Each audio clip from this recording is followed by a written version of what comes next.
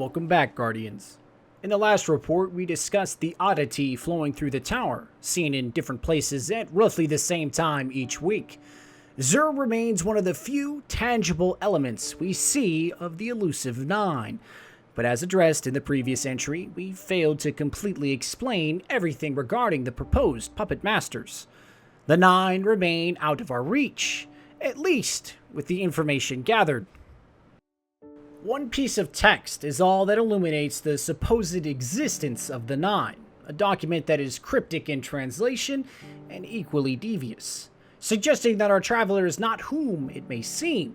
This report will attempt to interpret the information provided, but be forewarned. This is just one potential of an increasing multitude of definitions of the Nine. With that stated, there are two popular versions on how to interpret the fragment. Firstly, and often the most accepted, is that the Nine sentences generalize the entire group. Each one of the Nine is a war mind from beyond the Jovians, with a hidden hand in all the galaxy's organizations and operations. The second interpretation is not often found in circulation, but no less viable for this report. It will propose that each one of the Nine sentences references a specific entity of the Nine, that they are not all war minds, and each entity may not share the same version of existence. In essence, they are unique. Some are considered to be war minds, others could be intelligence transcending mortal coils, and yet some others may be an intelligence moving through currents of electricity and light, never remaining stationary.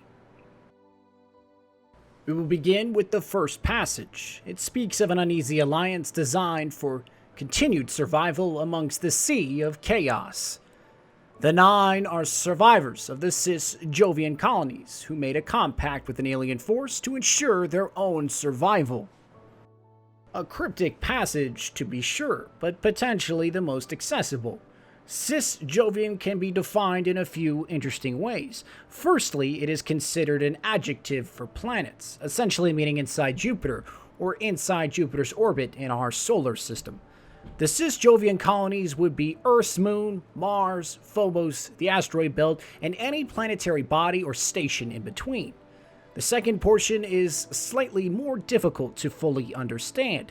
Most commonly proposed is the Nine's workings with the Awoken of the Reef, imposing a certain unseen will upon the Queen and her subsidiaries, particularly that of the Crows.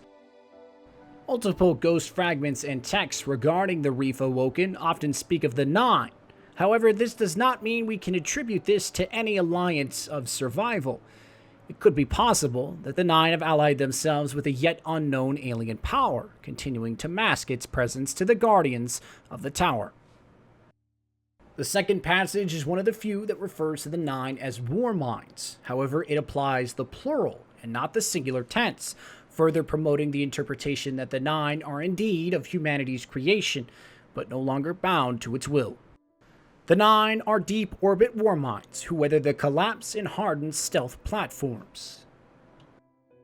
Anything from the Golden Age surviving the collapse is considered incredibly valuable, especially intelligences with access to orbital war platforms, caches of knowledge and information regarding our unrelenting enemy, the Darkness. We know that survival of the collapse is possible. Rasputin on Earth remained relatively untouched from the onslaught of the Darkness, but it had to choose its own survival over that of countless innocent lives.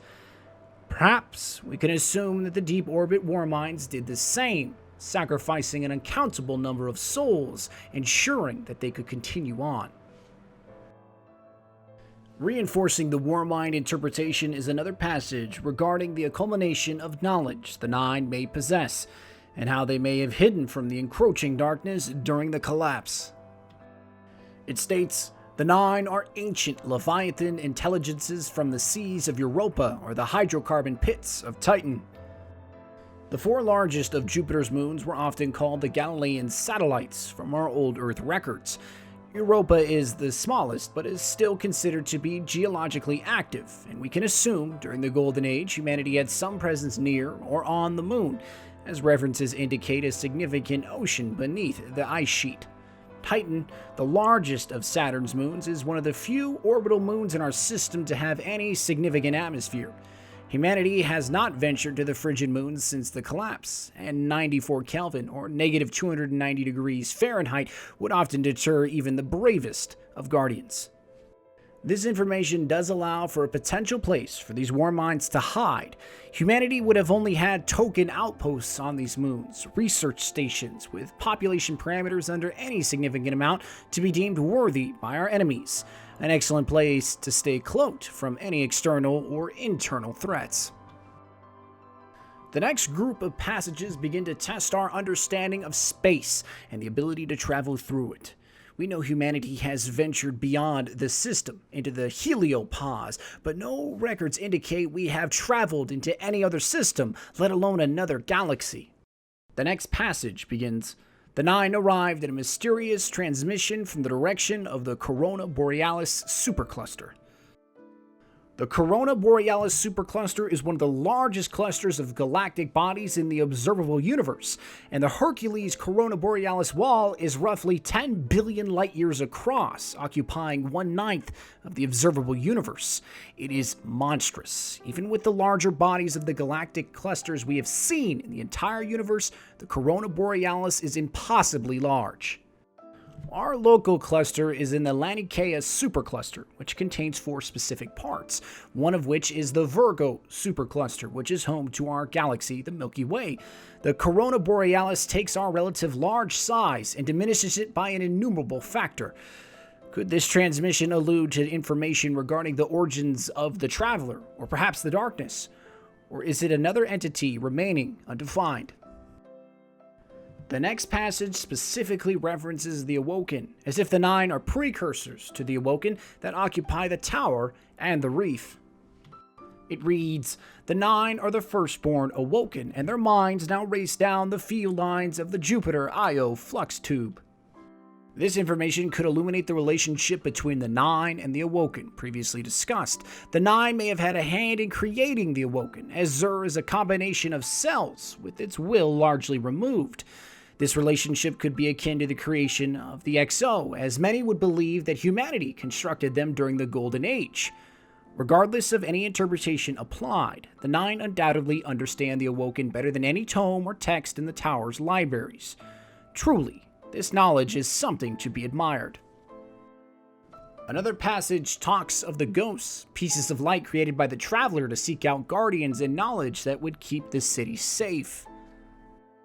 It states, "The Nine are ghosts who pierced the deep black without a ship and meditated on the hissing silence of the heliopause."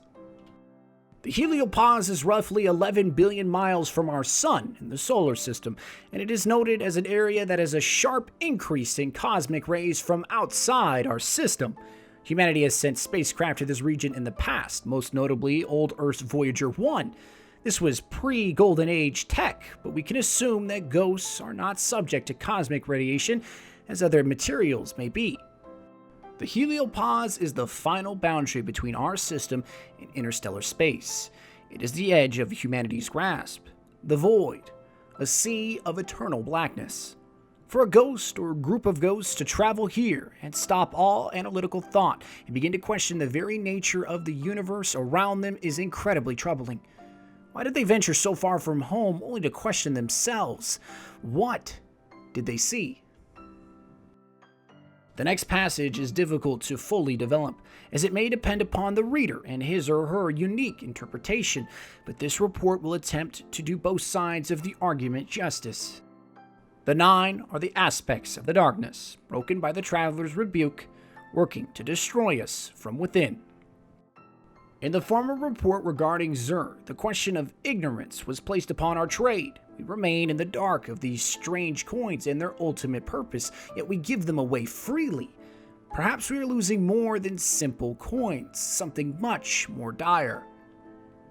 Perhaps we are limiting ourselves in this way, playing into the hands of the Nine and the darkness.